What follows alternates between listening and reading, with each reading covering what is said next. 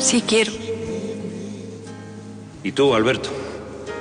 ¿Quieres tomar como legítima esposa a Cristina Otegi y prometes amarla y respetarla en la salud y en la enfermedad, en la riqueza y en la pobreza, hasta que la muerte os separe?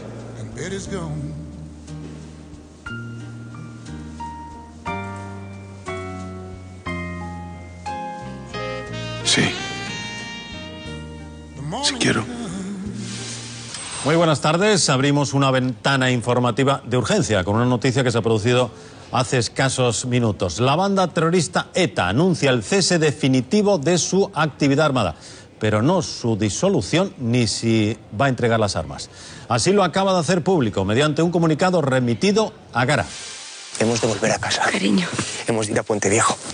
Nunca volveré a ver nuestra casa. Ni a nuestros amigos. No digas eso, por favor. Por favor, Pepa, no me digas eso. Estamos. No desperdiciemos el poco tiempo que nos queda juntos.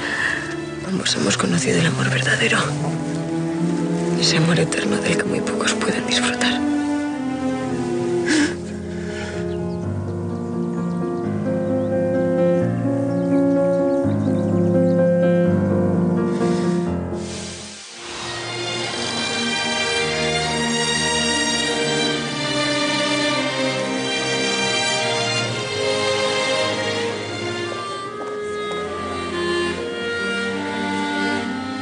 Buenos días, señora.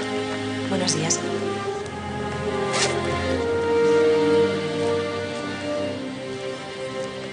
Aris Agoriuk. ¿Se pronuncia así? Más o menos. ¡Viva el rey! ¡Viva! ¡Viva España! ¡Viva!